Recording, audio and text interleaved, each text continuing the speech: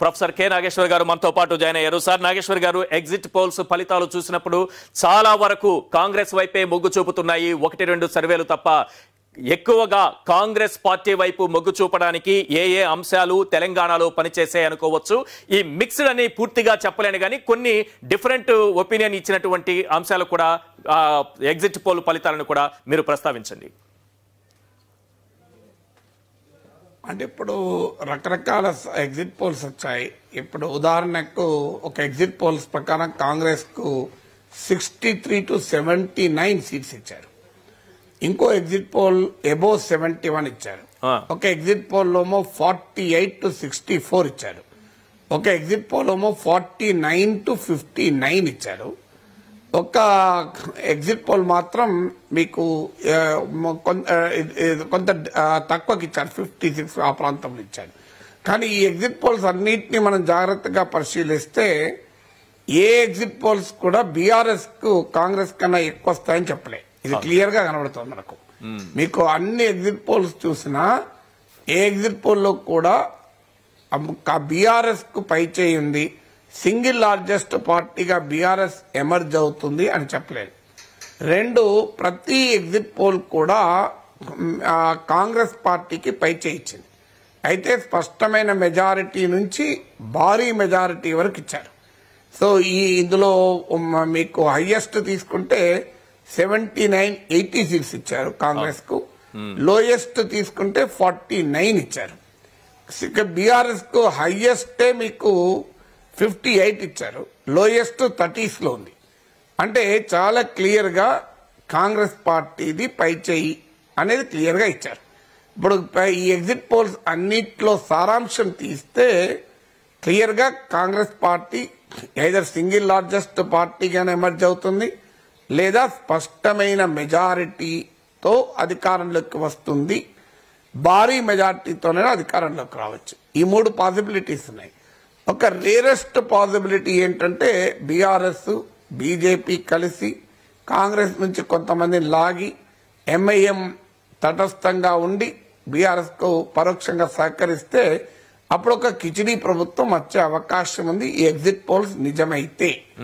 అందువల్ల ఈ exit polls మనము చాలా కాలంగా చెప్పుకుంటున్న ట్రెండ్ ను మరోసారి చెప్పాయి. ఆ ట్రెండ్ ఏంటంటే నేను గతంలో చాలా సార్ల నుంచి చెప్తూ వస్తున్నాను, కాంగ్రెస్ పార్టీకి ఊపు ఉంది, బీఆర్ఎస్ బలం తగ్గుతోంది, బీజేపీకి ఓట్లు సీట్లు పెరుగుతున్నాయి, కానీ బీజేపీ డిస్టెంట్ థర్డ్ గా ఉంటుందని. ఒకే ఒక్క ఎగ్జిట్ పోల్స్ మాత్రమే బీజేపీకి డబుల్ డిజిట్ ఇచ్చాయి.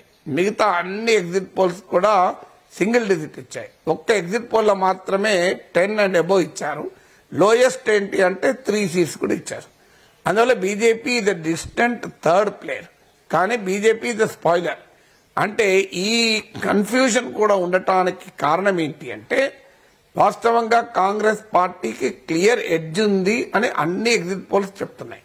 సో ఎక్కడ తేడా కొడుతోంది అంటే ఎన్ని సీట్లలో బీజేపీ ప్రభుత్వ వ్యతిరేక ఓటు చీల్చుకొని పరోక్షంగా బీఆర్ఎస్ కు ఉపయోగపడుతుంది అనేది తేలలే.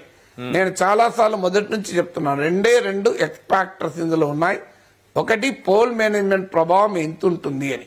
పోల్ మేనేజ్మెంట్ పని అయిపోయింది, మనం ఇప్పుడేం చర్చించలేదు, అయ్యేది అయింది. ఇక రెండవ ఇంపార్టెంట్ ఏంటంటే బీజేపీ ఎన్ని సీట్లలో కన్సిడరబుల్ ఓటింగ్ తెచ్చుకుంటుంది. గెలుస్తుంది నెంబర్ 2 నెంబర్ 3 ఇష్యూ కాదు, కన్సిడరబుల్ ఓటింగ్ ఎన్ని సీట్లలో తెచ్చుకుంటుంది అన్నది తెలంగాణ వర్డిక్ట్ 2023 డిఫైన్ చేస్తుంది, డిసైడ్ చేస్తుంది. నేను చాలాసార్లు చెప్పాను ఈశ్వర్, ఇప్పుడు అదే నిజం కాబోతుంది. ఇంత తేడా ఇప్పుడు మీరు అడిగారు, కొన్ని ఎగ్జిట్ పోల్స్ ఏమో స్పష్టంగా కాంగ్రెస్ కు మెజార్టీ ఇస్తున్నాయి, కొన్ని ఇవ్వడం లేదు, కొన్నేమో హంగ్ అసెంబ్లీ అంటోంది. ఇవన్నీ ఎందుకు ఈ కన్ఫ్యూజన్ అంటే ఈ ఓట్ కన్వర్షన్ కాస్త సీట్ కన్వర్షన్ గా మార్చేటప్పుడు బీజేపీ ట్రయాంగులర్ ఫైట్ ఇచ్చి ఎన్ని సీట్లలో బలమైన పోటీదారుగా గణనీయమైన ఓటింగ్ తెచ్చుకునే పార్టీగా ఎమర్జ్ అవుతుందో మనకు తెలియదు. ఇప్పుడు December 3rd తెలియాల్సిన అంశం అదే. దాన్ని బట్టే కాంగ్రెస్ కు స్పష్టమైన మెజార్టీ వస్తుందా, భారీ మెజార్టీ వస్తుందా, సింగిల్ లార్జెస్ట్ పార్టీగా ఎమర్జ్ అవుతుందా అనేది తేలుతుంది. అంటే బీజేపీ ఎంతవరకు ఓట్లు రాబట్టుకోగలుగుతుంది, బీజేపీ ఎన్ని యాంటీ గవర్నమెంట్ ఓట్లు చీల్చగలుగుతుంది, ఈ అంశాల ప్రాతిపదికన రేపు ఎగ్జిట్ పోల్ ఫలితాలకు కూడా భిన్నమైన ఫలితాలను చూసే అవకాశం ఉంటుందా? డెఫినెట్ గా భిన్నమైన ఫలితం అనలేము. ఎందుకంటే ఎగ్జిట్ పోల్స్ లో ఎక్కడ ఏ ఎగ్జిట్ పోల్ కూడా బీఆర్ఎస్ స్పష్టమైన మెజారిటీ వస్తుందని చెప్పలేదు. నేను చూసినంత వరకు మీరు ఇంకా నాకన్నా ఎక్కువ చూసి ఉండొచ్చు. ఉన్నాయి సార్, ఎగ్జిట్ పోల్స్ రెండు మాత్రము 2-3 ఇచ్చాయి సార్. రెండైతే ఉన్నాయి 2-3 సర్వే సంస్థలు ఇచ్చాయి. నేను మీకు కాసేపట్లో అవి కూడా ఏ స్థాయి ఎగ్జిట్ పోల్స్ తో చెప్పలేము. అవును, కానీ ఓవరాల్ గా అత్యధికంగా అంటే నెగ్లిజిబుల్ గా 1-2 ఉంటే ఉండొచ్చు. అత్యధిక ఎగ్జిట్ పోల్ బీఆర్ఎస్ కు వ్యతిరేకంగా ప్రజలు తీర్పిస్తున్నారు అనేది తెలిసేసాయి. ఎంత తీవ్రమైన తీర్పు, ఎంత స్ట్రాంగ్ యాంటీ తీర్పు అనేది తెలియదు.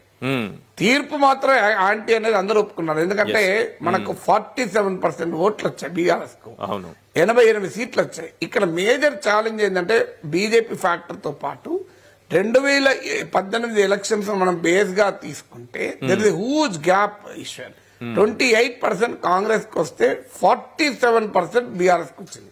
19% గ్యాప్ ఉంది.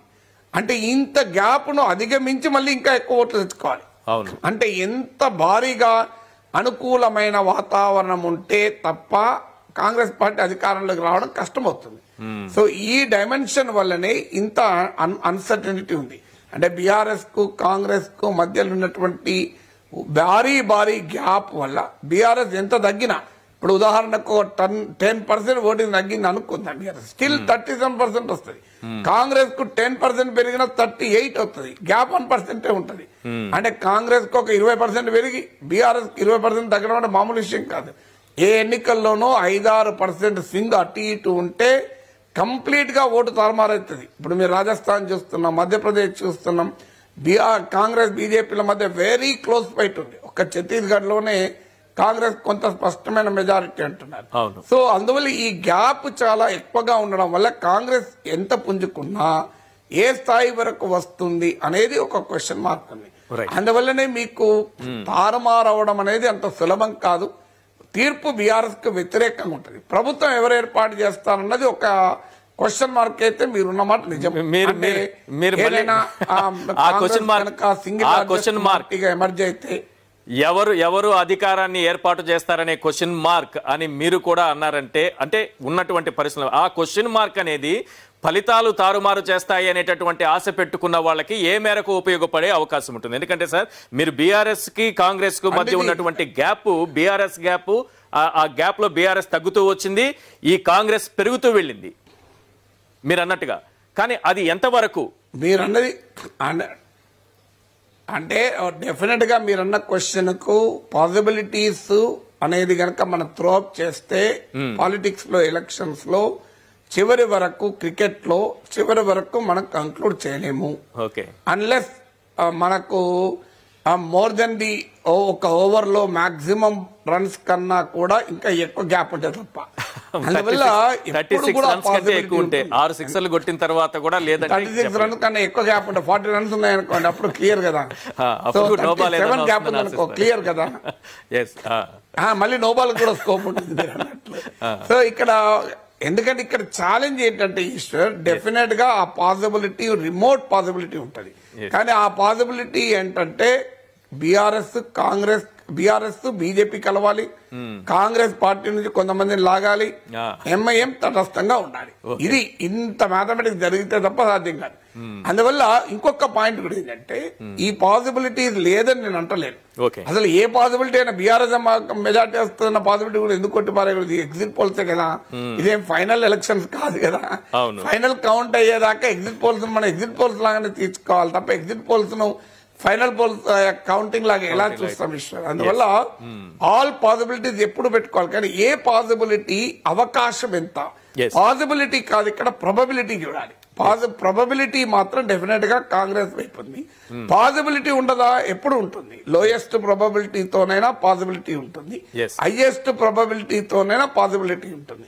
సో మోస్ట్ ప్రాబబుల్ ప్రపోజిషన్ ఏంటి? ఎగ్జిట్ పోల్స్ అన్నిటి చూస్తే కాంగ్రెస్ పవర్ లోకి రావచ్చు. లీస్ట్ ప్రాబబుల్ ఏంటి? బీఆర్ఎస్ ఇతర పార్టీల బీజేపీ సహాయంతో ఏమైనా బయటపడే అవకాశం ఉందా? అన్లెస్ ఎగ్జిట్ పోల్స్ అన్ని రాంగ్ అయితే తప్ప. ఎందుకంటే ప్రజల అభిప్రాయాన్ని వీళ్ళు చూడలేకపోయినాయి. అంటే ఇక్కడ ఒక డైమెన్షన్ ఉంది. కానీ ఇక్కడ ఇది ఏ ఎగ్జిట్ పోల్ అయినా కంప్లీట్ ఓటింగ్ అయ్యేదాకా ఉండదు. ఎందుకంటే మనందరికీ తెలుసు, పోలింగ్ బూత్ లోకి లోపల ఇన్ టైంలో చేరుకున్న వాళ్ళందరికీ ఓటు హక్కు ఉంటుంది. అందువల్ల డెఫినెట్ గా చివరి ఓటర్ల వరకు ఎగ్జిట్ పోల్ జరగవు. అంటే లాస్ట్ 1-2 అవర్స్ ఆఫ్ పోలింగ్ ను ఎగ్జిట్ పోల్స్ కంప్లీట్ గా క్యాప్చర్ చేయవు. ఇది మొదటి డైమెన్షన్. రెండవది ఏంటంటే మీకు ప్రీ పోల్ సర్వే లాగా రిప్రజెంటేటివ్ శాంప్లింగ్ చేయలేము. అందువల్ల ఎగ్జిట్ పోల్స్ ఉండే పరిమితులు వాటికి ఉంటాయి. కానీ మనం ఇక్కడ ఎగ్జిట్ పోల్స్ చూడకూడదు. గత నెల రోజులుగా వస్తున్న చర్చ చూడండి. ఎగ్జిట్ పోల్స్, ఒపీనియన్ పోల్స్ రెండు కూడా కాంగ్రెస్ సర్జ్, కాంగ్రెస్ పెరుగుతోంది, బీఆర్ఎస్ తగ్గుతోంది, బీజేపీ చూపడం లేదు. ఇదే కాంటెక్స్ట్ అందరూ చెప్పారు కదా. మీరు రాజకీయ పార్టీలు ఆఫ్ ద రికార్డ్ బీఆర్ఎస్ వాళ్ళని అడిగినా అంగీకరించాలి. ఇది అందులో భిన్నాభిప్రాయం ఏం లేదు కదా. సో మనకు మీడియా ఇస్తున్న క్షేత్రస్థాయి రిపోర్ట్లు కూడా అదే చెప్పాయి. జనరల్ అబ్జర్వేషన్ కూడా చెప్పింది. ఇవన్నీ రాంగ్ అయితే ఎవరం ఏం చేయలేము మనం. ఎందుకంటే ఎవరము కూడా మనం భగవంతుని కావు కదా, దివ్య దృష్టి ఎవరికి లేదు కదా. మనందరికీ సాధారణ మానవ దృష్టే కదా, మానవ పరిశీలనే కదా. సో మనం ఏం భగవంతునిలాగా దివ్య దృష్టి సంపన్నులం కాం గనక మనకు అవకాశం లేదు. కానీ మనకున్న అవగాహన బట్టి చూస్తుంటే కాంగ్రెస్ అనేది పెరుగుతూ వస్తుంది, ఎక్కడా కూడా తగ్గలేదు. లాస్ట్ 2-3 మంత్స్ మీరు ట్రెండ్ చూస్తే కంటిన్యూస్ గా కాంగ్రెస్ పెరుగుతూ వస్తుంది. ఈ పెరుగుదల ఆగటానికి కానీ రివర్స్ చేయటానికి కానీ స్ట్రాంగెస్ట్ ఫ్యాక్టర్ ఈ లోపల ఏమీ జరగలేదు. జరిగేది ఏదైనా ఉంటే పోల్ మేనేజ్మెంట్ అయిపోయింది, ఎగ్జిట్ పోల్స్ కన్నా ముందే. ఇక నేనన్నా ఒక్క ఫ్యాక్టర్ ఉంది, బీజేపీ ఓటింగ్ ను బట్టి సీట్ కన్వర్షన్ లో ఏమైనా తేడా వస్తుందా, ఓట్ షేర్ లో తేడా రాకపోయినా సీట్ షేర్ లో ఏమైనా తేడా వస్తుందా అనే ఒక్క ఫ్యాక్టర్ మాత్రం మిగిలింది. అందుకే అంత గ్యాప్ ఉన్నాయి కదా. ఒక్కొక్క ఎగ్జిట్ పోల్స్ కు వాళ్ళు లోయెస్ట్ అండ్ హైయెస్ట్ అంత తేడా చూపెడుతున్నారు. రైట్. మీరు కాంగ్రెస్ గ్రాఫ్ క్రమంగా పెరుగుతున్న పరిస్థితులు మనం చూసాం కదా సార్. ఇక్కడ ప్రధానమైన అంశం ఏంటంటే ఎందుకు బీఆర్ఎస్ గ్రాఫ్ పడిపోతూ వచ్చింది, ఎందుకు కాంగ్రెస్ గ్రాఫ్ పెరుగుతూ పోయింది? కాంగ్రెస్ కి ఈ స్థాయిలో ఈ రోజు ఎగ్జిట్ పోల్స్ ఫలితాలు చూసినా లేకపోతే ఓవరాల్ గా దాని గ్రాఫ్ పెరుగుతున్న తీరు చూసినా కారణాలు ఏమి కనిపిస్తున్నాయి? ఎలాంటి పరిస్థితులు కాంగ్రెస్ ని ఆ స్థాయికి తీసుకెళ్లాయి అనుకోవచ్చు? మీరు అడిగిన ప్రశ్న నేను ఇంకో ప్రశ్న కూడా యాడ్ చేస్తాను విత్ యువర్ పర్మిషన్. ఆ ప్రశ్న ఏంటంటే కాంగ్రెస్ ఇంత ఊపు ఉన్నా కూడా బీఆర్ఎస్ ఎందుకు ఇంత గట్టి పోటీ ఇస్తుంది? మీకు కాంగ్రెస్ కి ఇంత ఊపు ఉన్నప్పుడు సాధారణంగా ప్రత్యర్థి అడ్రస్ కూడా పోవాలి, తుడిచిపెట్టుకుంటూ పోవాలి. కానీ పోతలేడు. మీరు గమనిస్తే మీరు స్టిల్ బీఆర్ఎస్ కు 35% ఎబోవ్ ఓటింగ్, గట్టి పోటీ, బీఆర్ఎస్ ఇంటికి పోతుంది అనేది 1-2 సర్వేలు చెప్పినా అన్ని సర్వేలు ఏకగ్రీవంగా మాత్రం బీఆర్ఎస్ ఖచ్చితంగా ఓడిపోతుందని చెప్పలేకపోతారు. ఎందుకు చెప్పలేకపోతారు అనేది కూడా మనం కలిపి అడ్రస్ చేయాలి. అంటే కాంగ్రెస్ కి ఎందుకు ఊపుంది, బీఆర్ఎస్ ఎందుకు ఇంత ఉత్కంఠభరితమైన పోటీ ఇవ్వగలుగుతోంది? BRS is not leaving the ground. మీరు గమనిస్తే BRS is still on the ground. So మనకు మ్యాచెస్ లో కనబడుతుంది కొన్ని సందర్భాల్లో ప్లేయర్స్ వెళ్ళిపోతారు, ఇక మనకు ఆడి వేస్ట్, ఇది అయిపోయింది. So Congress is leading the Congress jubilant గా ఉంది గ్రౌండ్ లో.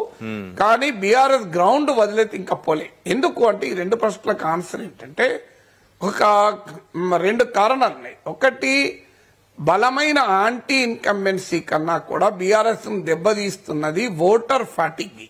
ఓటర్ ఫ్యాటిగ్ అంటే అర్థం ఏంటి? మనం చాలా రోజుల కింద 10 ప్రశ్నలు మాట్లాడుకున్నాం తెలంగాణ ఎన్నికలు తేల్చేది. అప్పుడు కూడా నేను స్పష్టంగా చెప్పింది, ఈసారి బీఆర్ఎస్ ను దెబ్బతీసేది బలమైన ప్రభుత్వ వ్యతిరేక కన్నా బలమైన ఓటర్ ఫ్యాటిగ్. ఓటర్ ఫ్యాటిగ్ అంటే ఏంటనే నేను మీకు ఒక రెస్టారెంట్ ఉదాహరణ చెప్పాను, మళ్ళీ ఒకసారి గుర్తు చేస్తాను.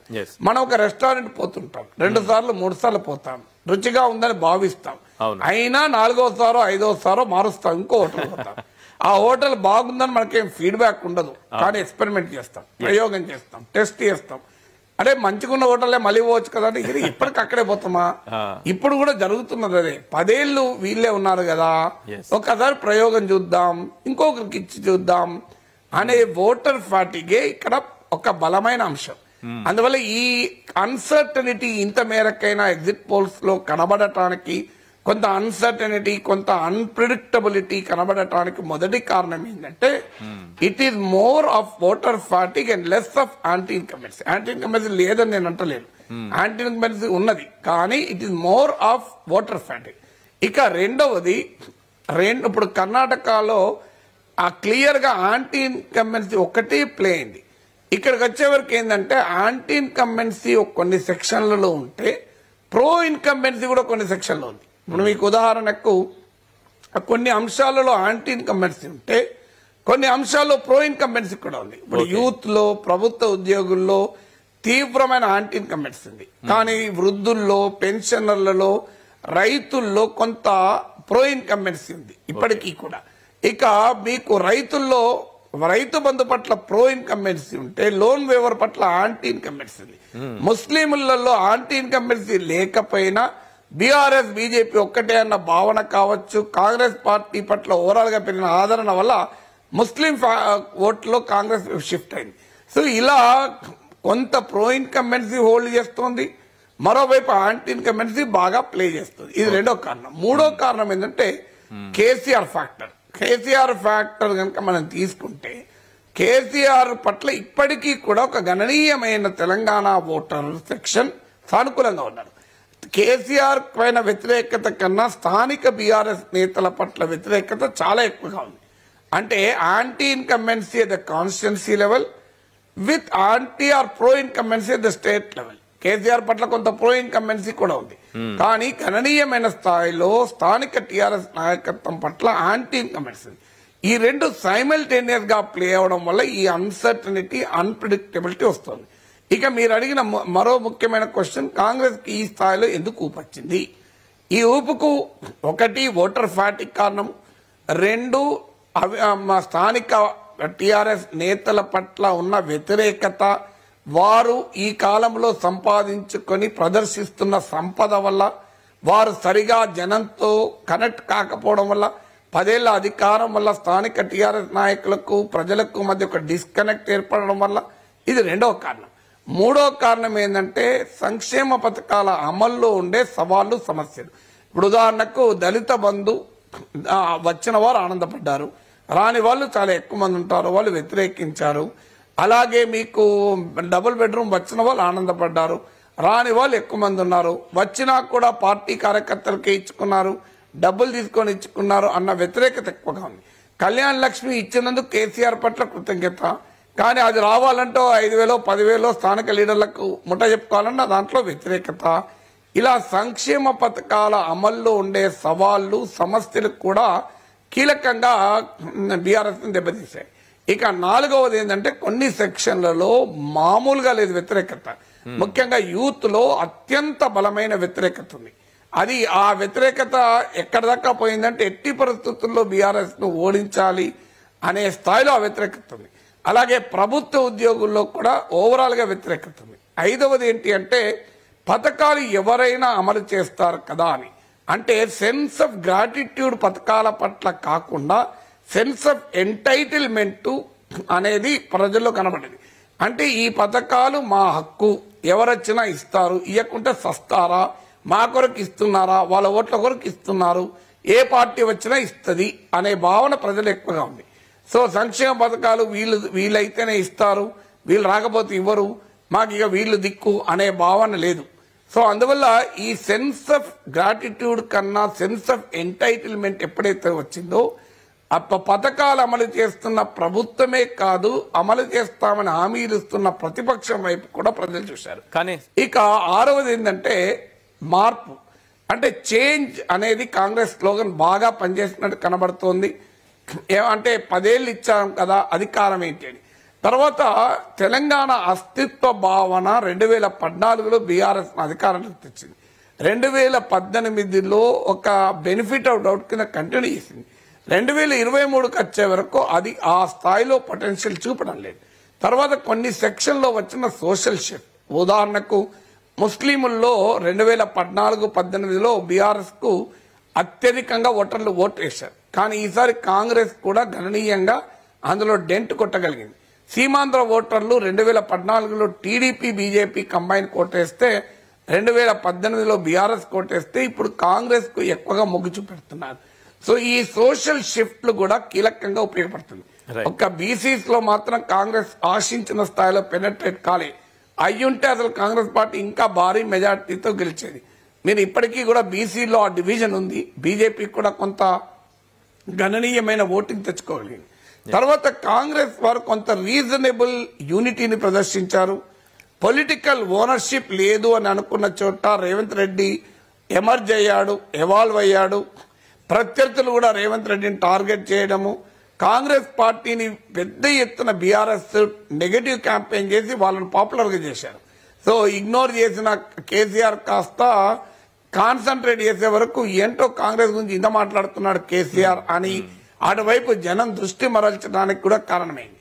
సో ఇక దానితో పాటు బీజేపీ దెబ్బతినడము, బీజేపీ బీఆర్ఎస్ ఒక్కటే అన్న భావన భారీగా కాంగ్రెస్ కు ఉపయోగపడ్డది, మామూలుగా ఉపయోగపడలేదు.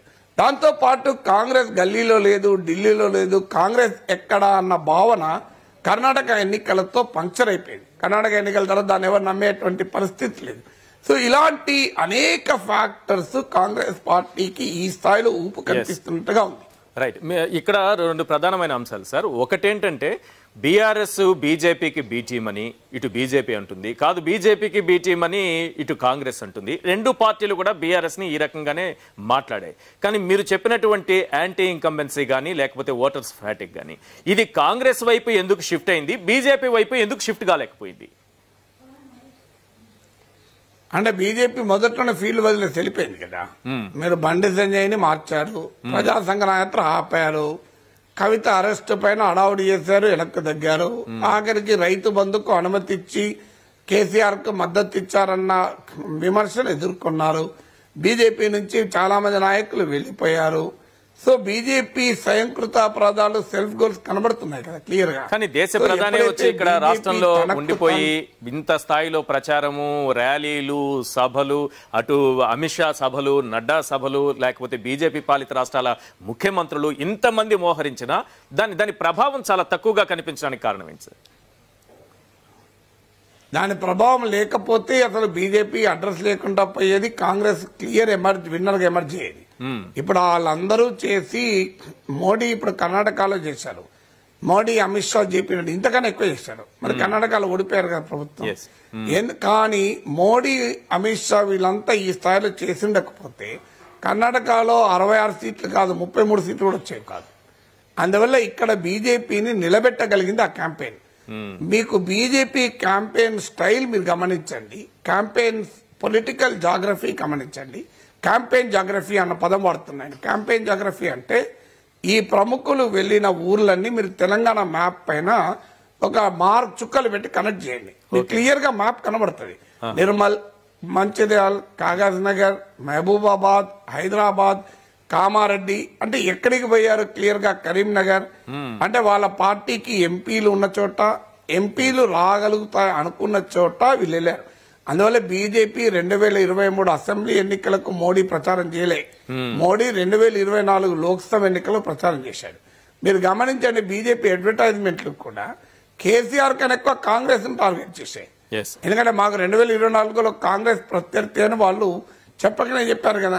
అందువల్ల వారు క్లియర్ గా భారతీయ జనతా పార్టీ స్ట్రాటజీ ఏంటంటే 2023 ఎన్నికల్లో తన ఓటింగ్ ను నిలబెట్టుకుని, స్ట్రాంగ్ గోల్స్ ను కాపాడుకుని, ఓట్ షేర్ ను పెంచుకొని కాంగ్రెస్ ను రాకుండా చేసి 2024 లోక్సభ ఎన్నికల్లో తానే ప్రధానమైన భూమిక పోషించాలనే వ్యూహరచన చేశారు.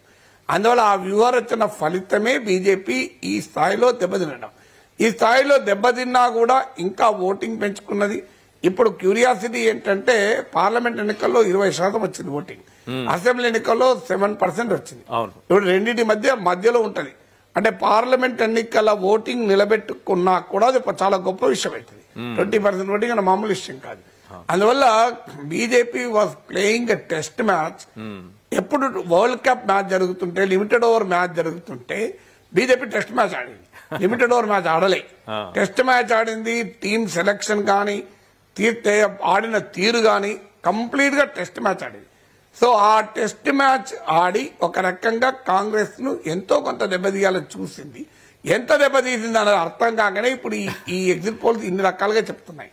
రైట్. మిగతా 4 రాష్ట్రాల్లో ప్రధానంగా మధ్యప్రదేశ్, రాజస్థాన్, ఛత్తీస్గఢ్లో ఎగ్జిట్ పోల్స్ ఇచ్చినటువంటి సర్వేలు చూసిన తర్వాత మీ అనాలిసిస్, మీ అబ్జర్వేషన్ ఏంటి సార్? అంటే ఊహించినట్టుగానే ఉన్నాయి. కొంత మధ్యప్రదేశ్లో కాంగ్రెస్ గెలుస్తుందేమో అని ఒక అభిప్రాయం వ్యక్తమయ్యే. మొదటి నుంచి కూడా రాజస్థాన్లో కష్టము, మధ్యప్రదేశ్లో చాలా నువ్వానేనన్న పోటీ ఉంటుంది. ఛత్తీస్గఢ్ కాంగ్రెస్ క్లియర్ గా గెలుస్తుందని మొదటి నుంచి అంచనా. ఇప్పుడు ఛత్తీస్గఢ్ కాంగ్రెస్ గెలుస్తోంది. దాదాపు అన్ని సర్వేలు కూడా అదే చెప్తున్నాయి. మధ్యప్రదేశ్ లో మాత్రం కొంత మిక్స్డ్ ఒపీనియన్ ఉంది. అది ఎటైనా పోవచ్చు, రాజస్థాన్ కూడా ఎటైనా పోవచ్చు. కానీ రాజస్థాన్, మధ్యప్రదేశ్ లో స్కోప్ బీజేపీకి ఎక్కువ అవకాశాలు ఉన్నాయి. అది కానీ ఎక్కడ కూడా భారీ మెజారిటీ మీద రాదు అక్కడ. ఎందుకంటే అది చాలా పోలరైజ్డ్ కాంటెస్ట్ రెండు స్టేట్లో కూడా. రాజస్థాన్కి వచ్చేవరకు ఏమైంది అంటే అక్కడ అశోక్ గెహ్లాట్, సచిన్ పైలట్ లు కొంత యునైటెడ్ గా ప్రజెంట్ చేసే ప్రయత్నం చేసిన సచిన్ పైలట్ ను సైడ్ లైన్ కావడం ఒక బలమైన కమ్యూనిటీ, గుజర్ కమ్యూనిటీ కాంగ్రెస్ కు దూరమైంది. అంటే మీకు జాట్స్, ఎస్సీస్, ఎస్టీస్, ముస్లింస్ ఇలా కొంతమంది కాంగ్రెస్ కు వేసిన ప్రధానంగా గుజర్ కమ్యూనిటీ దూరమైంది. ఇది ఒక మేజర్ సోషల్ బేస్ లో వచ్చిన షిఫ్ట్ సమస్య. దాంతో పాటు మీకు రెండవ ఫ్యాక్టర్ ఏంటంటే రెండు పార్టీలు కూడా అత్యధిక సిట్టింగ్ ఎమ్మెల్యేలను మళ్లీ టికెట్ ఇచ్చారు. దానివల్ల ఎందుకంటే రిబల్ ఫ్యాక్టర్ కు భయపడిచ్చారు. కానీ రిబల్స్ ఉన్నారు. రాజస్థాన్ లో కూడా ఇక్కడ బీఆర్ఎస్ లో ఎలాగైతే సిట్టింగ్ ఎమ్మెల్యేలను తెలంగాణలో బీఆర్ఎస్ నామినేట్ చేస్తే సవాల్ ఎదుర్కొంటుందో, అశోక్ గెహ్లాట్ కాంగ్రెస్ కూడా రాజస్థాన్ లో ఆ సిట్టింగ్ ఎమ్మెల్యేలను మళ్లీ పోటీలో పెట్టి చాలా పెద్ద సమస్యలు ఎదుర్కొంటుంది. తర్వాత అశోక్ గెహ్లాట్ ప్రభుత్వం చాలా పెద్ద వ్యతిరేకతను ఎదుర్కొంది. దాన్ని ఎలక్షన్స్ వరకు మేకప్ చేసుకుంటూ వచ్చాడు. కానీ కొంత మేకప్ చేసినా కూడా పార్టీ దిగువ స్థాయి, పార్టీ యంత్రాంగం పైన, ఎమ్మెల్యేల పైన ప్రజల వ్యతిరేకత బాగా ఎక్కువ ఉంది. అంటే యాంటీ ఇన్కంబెన్సీ అనేది రెండు చోట్ల ఉంటుంది. ఒకటి స్టేట్ లెవెల్, రెండు constituency level. Ashok Gehlot last 1 year లో చేసిన ఎఫర్ట్ వల్ల స్టేట్ లెవెల్ యాంటీ ఇన్కంబెన్సీని గణనీయంగా తగ్గించుకోగలిగాడు. కానీ కాన్స్టిట్యున్సీ లెవెల్ యాంటీ ఇన్కంబెన్సీ మాత్రం ఎదుర్కోక తప్పలేదు. సో అదొక పెద్ద ఛాలెంజ్ గా ఉంది. దీనికి తోడు మోడీ భారీ ఎత్తున హిందుత్వ క్యాంపెయిన్ ను రాజస్థాన్ లో పోలరైజ్ చేశారు. అక్కడ మీకు కనేలాల్ అనేటువంటి టైలర్ ను ఇస్లామిక్ మత వచాందసవాదులు చంపడం కానుంచి మొదలుకొని ముస్లిం అపీజ్మెంట్, సంతుష్టీకరణ రాజకీయాలు చేస్తున్నారు అని రాజస్థానీ ఐడెంటిటీని, తర్వాత సోషల్ జస్టిస్, వెల్ఫేరిజం కాంగ్రెస్ ముందు పెడితే దానికి పవర్ఫుల్ కౌంటర్ గా హిందుత్వను బీజేపీ ముందు పెట్టింది.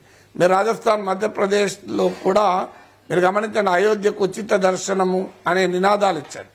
సో ఎప్పుడైతే ఈ హిందుత్వ పాలిటిక్స్ కు హిందీ హాట్ లైన్ లో ఇప్పటికీ కూడా ఆ కరెన్సీ ఉంది. అందువల్ల భారతీయ జనతా పార్టీ కొంత కాంగ్రెస్ కౌంటర్ చేయగలిగింది. అది కూడా రాజస్థాన్ లో ఉన్న సాంప్రదాయం ఏంటంటే ప్రతిసారి కూడా ఒక టర్మ్ కాంగ్రెస్ ఒక పార్టీ ఉంటే ఇంకో టర్మ్ ఇంకో పార్టీ ఉంటుంది. సో ఆ ట్రెండ్ కూడా ఈసారి అశోక్ గెహ్లాట్ అధిగమిస్తారని అనుకున్నారు. కానీ ఇప్పుడు ఎగ్జిట్ పోల్ చూస్తే అధిగమించే సూచన కనబడలేదు. సో రాజస్థాన్ లో వసుంధరాజ Scindia versus rest of BJP ఉంది. దాన్ని కూడా బ్యాలెన్స్ చేస్తూ ఎవరిని సీఎం అభ్యర్థిగా బీజేపీ ఫోకస్ చేయకుండా మోడీ వర్సెస్ గెహ్లాట్ క్యాంపెయిన్ ఆడ నిర్వహించే ప్రయత్నం చేశారు. దాంతో పాటు కాంగ్రెస్ ప్రభుత్వ అవినీతి అనే అంశాన్ని ప్రధాన అస్త్రంగా బీజేపీ మలుచుకోగలిగింది. కానీ బీజేపీకి వచ్చిన ఒక ఛాలెంజ్ ఏంటంటే లాస్ట్ ఎలక్షన్స్ లో, లోక్సభ ఎలక్షన్ లో బీజేపీతో ఉన్న Hanuman Beniwal Rashtriya Loktantrik Party, Jat social base ఉన్న పార్టీ, అది చంద్రశేఖర్ ఆజాద్ కు చెందిన Azad Samaj Party, Dalit voter base ఉన్న పార్టీతో కలిశారు. మీరు లాస్ట్ ఎలక్షన్ లో కూడా బీఎస్పీ ఇక్కడ 6 సీట్లు గెలుచుకుంది. తర్వాత వాళ్ళంతా కాంగ్రెస్ లో చేరారు.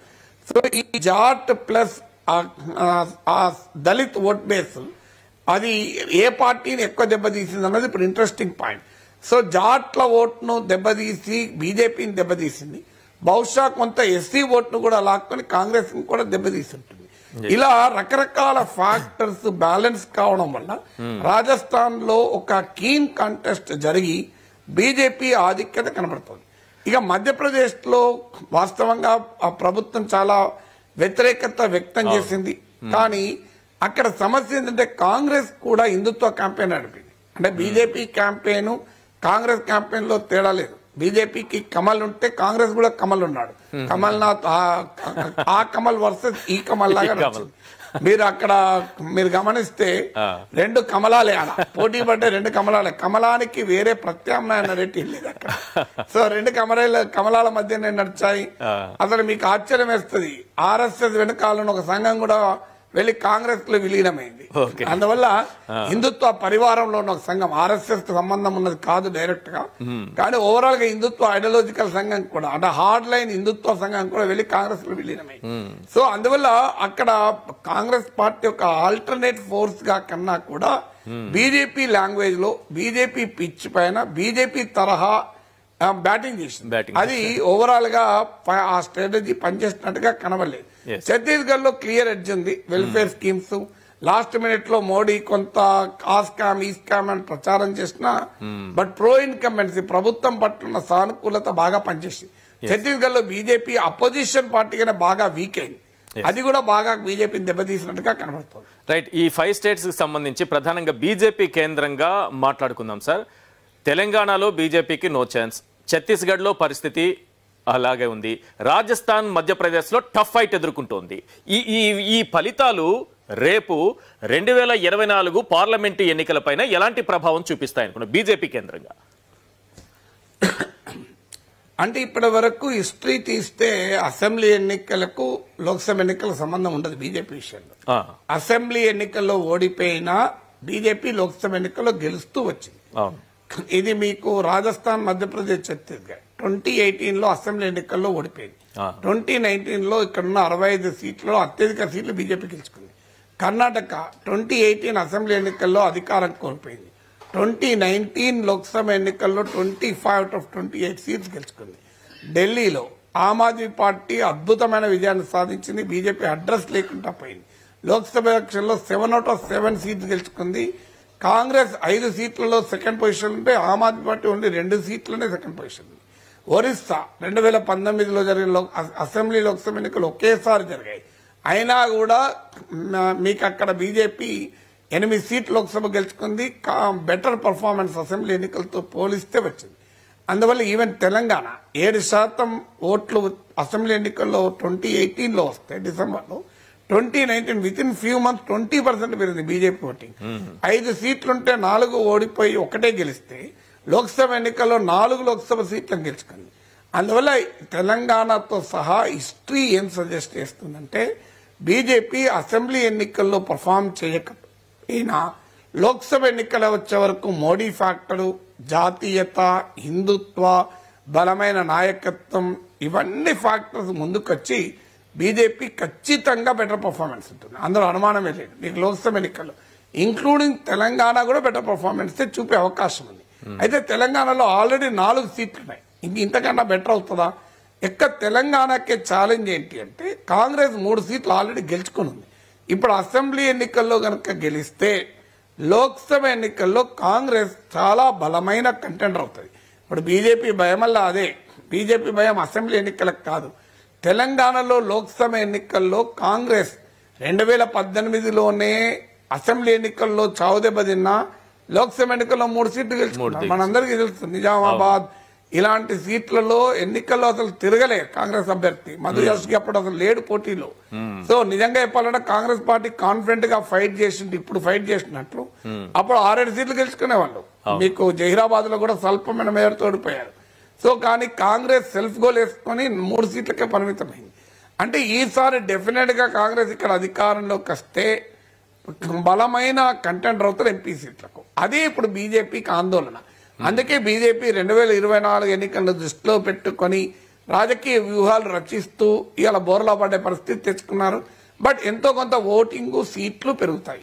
ఇక ఎందుకంటే తెలంగాణ గనక కాంగ్రెస్ గెలిస్తే అదొక కొత్త నరేటివ్ను బిల్డ్ చేస్తుంది. ఎందుకంటే రాజస్థాన్, మధ్యప్రదేశ్, ఛత్తీస్గఢ్ విషయంలో బీజేపీ చాలా సింపుల్ గా కాంగ్రెస్ ను కొట్టేస్తుంది. ఎందుకు కొట్టేస్తుంది? ఈ 3 సీట్లలో 2 సీట్లలో బీజేపీ ఆధిక్యత ఉంది. అట్లీస్ట్ రాజస్థాన్, మధ్యప్రదేశ్, ఛత్తీస్గఢ్ లో 3 కాంగ్రెస్ ప్రభుత్వాలే ఉన్నాయి. ఈ 3 ఒకటో రెండో పోవడం గ్యారంటీ. అందువల్ల కాంగ్రెస్ ఎక్కడ ఇంప్రూవ్ అయింది అని బీజేపీ చెప్తుంది. అదే సమయంలో ఈ 3 హిందీ హార్ట్లాండ్ స్టేట్స్, హిందుత్వ ప్రభావం ఉండే స్టేట్స్, మోడీ నాయకత్వ ప్రభావం ఉండే స్టేట్స్, గత చరిత్ర తీసుకుంటే అసెంబ్లీ ఎన్నికల్లో ఓడిపోయాక కూడా లోక్సభ ఎన్నికలు స్వీప్ చేసిన స్టేట్స్. అందువల్ల కాంగ్రెస్ 2024కు నరేటివ్ బిల్డ్ చేయడానికి ఈ 3 స్టేట్లు ఉపయోగపడవు. ఉపయోగపడే ఏకైక స్టేట్ తెలంగాణ. దానికి అదనంగా కర్ణాటకలో గెలిచినారు. అందువల్ల తెలంగాణలో గనక గెలిస్తే కాంగ్రెస్, అది కాంగ్రెస్ పార్టీ రివైవ్ అయింది అనే ఒక నరేటివ్ దేశంలో బిల్డ్ చేస్తానికి పనికి వస్తుంది. దాంతో పాటు మిత్రులు కూడా మీరు గమనించండి, ఈశ్వర్ కర్ణాటక ఎన్నికలకు ముందు అఖిలేష్, మమతా ఇలాంటి వాళ్ళు బీజేపీతో కాంగ్రెస్ తో కలవడానికి రకరకాల రిజర్వేషన్లు వ్యక్తం చేశారు. కర్ణాటక ఎన్నికల తర్వాత అవన్నీ మాయమయ్యాయి. ఇప్పుడు తెలంగాణ ఎన్నికల్లో కనుక Congress exit polls, majority exit polls చెప్పినట్లు గెలిస్తే ఇక కాంగ్రెస్ పార్టీకి మిత్రుల బెడద ఉండదు. అందరూ మిత్రులే. బీజేపీ వ్యతిరేకంగా అందరూ మిత్రులే. మీరు గమనించండి, కర్ణాటక ఎన్నికల తర్వాత ఆమ్ ఆద్మీ పార్టీ కూడా కాంగ్రెస్ తో కలిసింది. అందువల్ల ఇంకా రాబోయే కాలంలో ఎక్కువ పార్టీలు కాంగ్రెస్ వైపు చూసే అవకాశం కూడా మనం కొట్టిపారాలి, ఇంక్లూడింగ్ తెలుగుదేశం పార్టీతో సహా. సో అందువల్ల తెలంగాణలో కాంగ్రెస్ గెలవడం అనేది ఆ పార్టీ 2024కు చాలా చాలా కీలకమవుతుంది. అందుకే బీజేపీ ఇంత తపన పడేది. మీరు చూస్తుండండి, కాంగ్రెస్ గెలిచే వాతావరణం వస్తే మళ్లీ కేంద్ర సంస్థలు CBI, ED, IT selected Congress లీడర్ల పైన రైడ్ చేసినా ఆశ్చర్యపడాల్సింది లేదు. కాంగ్రెస్ పార్టీకి క్లియర్ మెజారిటీ రాకపోతే ఆపరేషన్ అనేది భారీ ఎత్తున జరగబోతుంది. సార్ ఇక్కడ ఒక ప్రశ్న అడగాలనుకుంటున్నా. క్లియర్ మెజారిటీ కాంగ్రెస్ పార్టీకి రాకపోతే అది అధికారంలోకి రాకుండా ఉండడానికి ప్రయత్నం చేసేది బీజేపీనా, బీఆర్ఎస్? బీఆర్ఎస్ తన కొరకు చేస్తుంది, బీజేపీ బీఆర్ఎస్ కొరకు చేస్తుంది. అంటే ఇద్దరు కలిసి చేస్తారనా? ఇద్దరు కలిసి చేసినట్టు కనబడరు, కలిసి చేస్తారు. ఎవరు చూస్తుండండి. అంటే ఎంఐఎం ఏం చేస్తుంది, అప్పుడు అసెంబ్లీ నుంచి వాకౌట్ చేస్తుంది. మీరు చూస్తుండండి జరగకపోతే.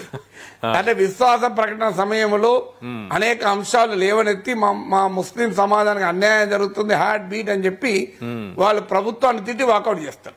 అంటే ప్రభుత్వాన్ని తిట్టి వాకౌట్ చేసి మేము ప్రభుత్వానికి వ్యతిరేకంగా ఉన్నాం కదా అంటారు. మీరు చూస్తుండండి, ఇదే జరుగుతుంది. ఆ పని ఎంఐఎం అనే చేస్తుంది, బీజేపీ అనే చేస్తుంది. బీఆర్ఎస్ ఎంఐఎం కలిస్తే బీజేపీ చేస్తుంది, బీఆర్ఎస్ బీజేపీ కలిస్తే ఎంఐఎం చేస్తుంది. సో అందువల్ల కాంగ్రెస్ కు వ్యతిరేకంగా అందరూ కలుస్తారు, కలవకపోవడం పుచ్చట లేదు మీకు. సో ఎందుకంటే బీజేపీకి ఫస్ట్ ప్రియారిటీ ఏంటి, కాంగ్రెస్ గెలవకూడదు కదా. ఇందులో అనుమానం ఏం లేదు కదా. ఇప్పుడు జేడీఎస్, బీఆర్ఎస్, కాంగ్రెస్ ఉండే కర్ణాటకలో ఎన్నికలకు ముందు 3 పార్టీలు మామూలుగా కొట్లాడుకోలే. తెలంగాణలోనే జేడీఎస్, బీజేపీ బీ టీం అని, కాంగ్రెస్ అంటే కాంగ్రెస్ బీ టీం అని బీజేపీ అన్నది. మాతో ఎక్కడున్నాడు, బీజేపీతోనే కాంగ్రెస్ తోనే కలిసి ప్రభుత్వంలో ఉన్నారు కదా అని బీజేపీ అన్నారు. అంతేపోయినాక ఆఖరికి ఏం జరిగింది, ఈలోగా మధ్యలో హైదరాబాద్ కూడా వచ్చాడు కుమారస్వామి. బీఆర్ఎస్ ప్రారంభోత్సవానికి వచ్చిపోయాడు. తర్వాత ఎక్కడ తేలాడు, ఎన్డీఏ కోవిల్లో తేలాడు. మీకు కర్ణాటక ఉదాహరణ ఉంది కదా. మీకు ఇలా మాట్లాడుతుంటారు ఎన్నికలకు ముందు. ఆ తెలుగుదేశం ఎక్కడ తెలియంది, 2018లో విడిపోయి ధర్మ పోరాట దీక్షలు చేసి అమిత్ షా కార్లపైన రాళ్లు రువి మోడీకి నల్ల జెండాలు చూపి అనని మాట, అనగూడని మాట కూడా మోడీనని చంద్రబాబు నాయుడు ఎక్కడ తేలాడు. మోడీ విజనరీ అనే దగ్గర తేలాడు కదా. ఎన్ని ఉదాహరణలు చెప్పాలి ఇట్లా. సో అనేక ఉదాహరణలు. 2019కి ముందు అవిశ్వాస తీర్మానాలు పోటీపడి పెట్టిన పార్టీలు 2019 తర్వాత అవిశ్వాస తీర్మానంలో బీజేపీకి అనుకూలంగా ఓటే లేదా. సో అందువల్ల కాంగ్రెస్ కు మెజారిటీ రాకపోతే ఆబ్వియస్ గా జరిగేది ఏంటంటే కలుస్తారు. అయితే అందుకే ఇప్పుడు కాంగ్రెస్ కి ఎన్ని సీట్లు వస్తాయన్న దాన్ని బట్టి ఆపరేషన్ 3వ తారీఖు మొదలు కాదు, 1వ తారీఖు మొదలవుతుంది. మీరు చూస్తుండండి. అక్కడ ఏదో 30వ తారీఖు మొదలవుతుంది నా అంచనా. ఇప్పటికే పార్టీలకు అంచనాలు ఉంటాయి. సో ఆల్రెడీ బేరసారాలు నడుస్తుంటాయి. Market is open. అంటే ముహూర్తం ట్రేడింగ్ మేము మొదలైంది ముహూర్తం ట్రేడింగ్ దీపావళి రోజు స్టాక్ మార్కెట్ ట్రేడింగ్ లాగా ముహూర్తం ట్రేడింగ్ మొదలవుతుంది. వీకెండ్ ఉండదు. రాజకీయ పార్టీలు మామూలుగా వ్యవహారాలు నడపవు. సో ఇది పెద్ద ఎత్తున ఈ కార్యకలాపాలు నడుస్తాయి. ఎందుకంటే మనం చూసాం కదా ఈ ఎన్నికలు జరుగుతున్న సమయంలోనే కేంద్ర సంస్థలు వచ్చి ప్రతిపక్ష నేతల పైన పడ్డారు కదా, ఇప్పుడు కూడా పడతారు, పడకుండా ఉండరు. ఎస్